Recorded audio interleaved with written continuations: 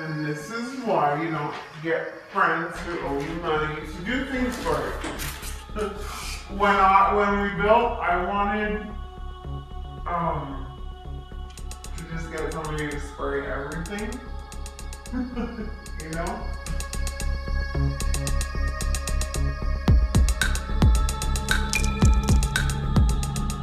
Yeah, like that's not good. It has to be like quarter inch on each side of the seam. Well, they hardly have any caulking on there whatsoever. Oh, and then this one's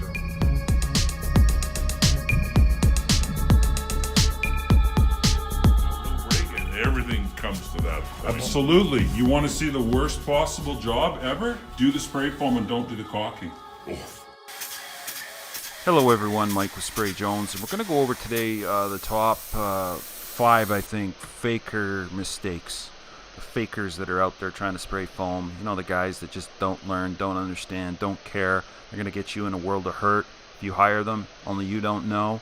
Had a guy make a comment and he said, the more I watch your videos, the more concerned I get talking to the people that are in my area, to which I replied, well, imagine if I wasn't here, how it would be. You wouldn't know anything. Ignorance is bliss, right?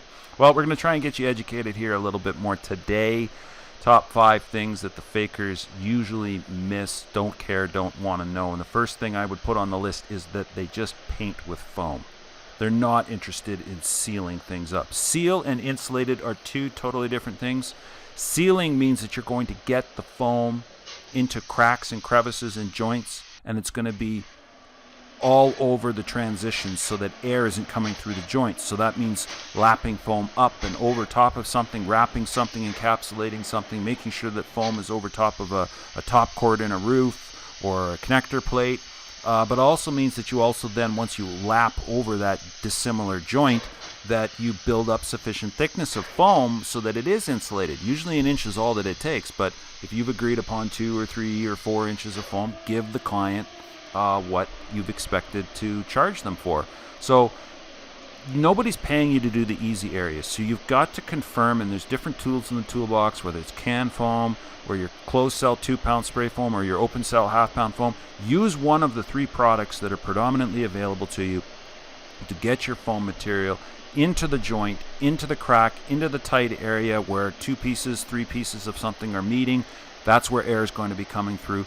Build your foam up from the tight areas first and then work your way out, giving them sufficient thickness in those areas, building it up in successive layers so that it is in fact sealed first and then insulated. All right, on to number 2.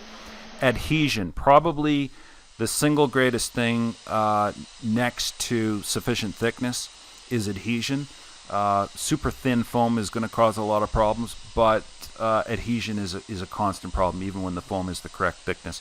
You want to watch out for wet substrates. So, you know, condensation is the enemy in the springtime, in the summertime, from rain, from humidity levels that are rising or falling, heating in the wintertime. Stay away from propane heaters, folks. They throw off carbon dioxide and they throw off water, and they make wood and metal sweat eventually once the humidity level gets fairly high. I mean, if you've got a very large building, you can put propane heat into it, or just switch to something that's indirect. But wet and damp substrates, whether the construction site still had some snow, it was raining. I prefer to get into these sites. People ask me all the time, hey, what temperature do you want to be spraying at? Listen, I want to be above freezing, and I want to have sufficient heat in the wintertime in a structure that we drive out the damp, dry up the surface, and get everything nice and toasty warm so that the foam is going to stick well. Don't play these games with trying to spray cold, trying to spray at the edge all the time of when things can be done. Yeah, you can push it, but it takes a real professional to push it and to keep your eyes on it. Seasoned pros can easily make a mistake and get foam to start disbonding when the right climatic conditions exist. So it's not guaranteed to happen all the time, but it can happen if you're not keeping an eye on it. So watch adhesion. Number 3, thickness and being accurate. The fakers are always undervaluing the thickness. They rarely are going to go over. I mean, there's a few dumbbells that are out there that they go way too thick too quick and the foam cracks and all that sort of stuff. But generally speaking, they've underpriced the job. They want to sell a 2-inch job as a 3-inch job, and you're not getting what you paid for. You're certainly not getting what you were billed for. So I see this a lot. I saw guys that were consistently trying to be 20 and 30% underneath us, and they were 20 and 30% under us on thickness too. It was simple, and the clients never called them out on it. They never did. I went into a job one time that I didn't get. I took a look at the job. The guy didn't know who I was. I was like, oh, I saw you got spray foam. I went and just checked things over. Go in there, and he didn't even have close to 3 inches of foam. And I quoted him 3, and the guy I lost to was giving him 2. And I was like, well, he goes, what do you think? And I said, I don't know. Is it thick enough? And that's all I said, you know. So you've got to get out and check and have consistency. You're going to be anywhere from, you should be anywhere on closed cell foam from 1/4 of an inch under what you've agreed to 1/4 of an inch over. You know, being too thick is a problem too. If you got furring and you've got channels that you're going to be doing and you put on way too much foam, then they got to come back and shave that. So I guess the best thing to do is just check your consistency, let them have their averages, because that's what's fair with a spray applied liquid product, and make sure that you're getting what you paid for. Okay, number 4, they don't clean up, they don't mask, they don't prep, and they don't look after things on sort of a technical standpoint, especially when it comes to primers. And you're going to hear me pushing this a lot more, folks. Like, I see a lot of guys spraying foam that aren't putting primers on plastics.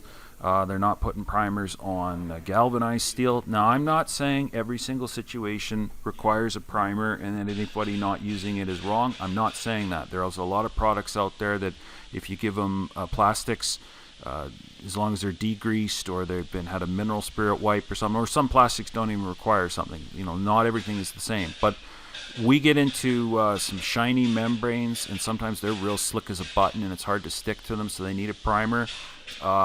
Internal membranes, like weeping tile membranes, plastic membranes, drainage for a drainage plane on the inside of a basement or something like that that's wet and weeping. That needs usually priming, and that chemical etch into the steel, into the wood, into the plastics gives all the difference in the world to the foam sticking and staying stuck. Galvanized almost always should be primed. Painted steels don't need to be, and a lot of times things just need a degreasing or a simple power wash to get off dust and grime or soot or accumulation of just gunk that gets on stuff. So that's a judgment call, but I'm just trying to make more and more people aware of it so that you don't get into something and then foam is popping off because they sprayed over top of sawdust or something like that. Also, masking goes a long ways.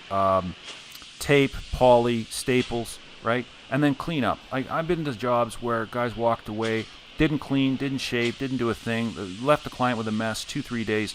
You know, if that's who you're dealing with, if your spray foam guy has left you a great big huge mess, don't pay the bill in full. Do not pay the bill in full. Get them to come back, or, you know, figure out what your time is worth, because I just don't see that being right.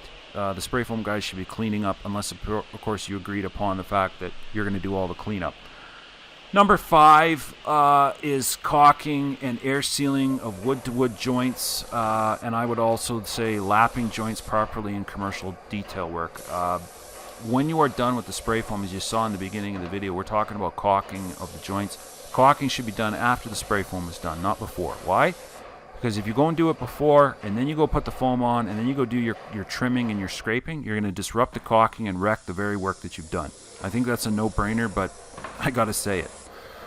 So go around, do your prep, do your spray foam, check your depth, take your poly down, take your tape down, disassemble, trim everything, and then go around, do your final checks, do your caulking, do your air seal. If you're doing on commercial buildings, you got a beam, you got a cross joint, bring the foam into the proper joint, make sure things are air sealed. Architects, engineers usually will have things drawn and show you exactly where they want the foam to be terminated.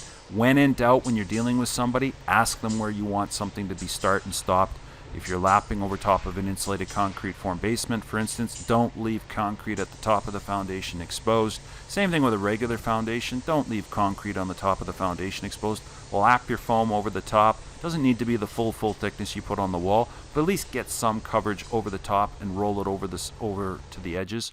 Those are the things that make huge differences. Otherwise, you're going to have water sitting at the top of the foundation as it gets cold, air sealing of joints. Air comes through, even though you got spray foam over here and spray foam over there, but there's nothing in the joint. Air comes right through the joint, makes things wet, makes things moldy, makes people upset. So over caulking can't be a problem usually. Trimming out your foam and doing your details properly. When in doubt, ask and agree upon what's going to be doing. These are the 5 things that these fakers, they don't understand, they don't care, they're never going to, they want to be in and out. And if you're the person receiving the foam or doing the foam, incorporate this into your business, incorporate this into your job, check things over, and you're going to have a good job and good workmanship. So, hope this has been of value to you.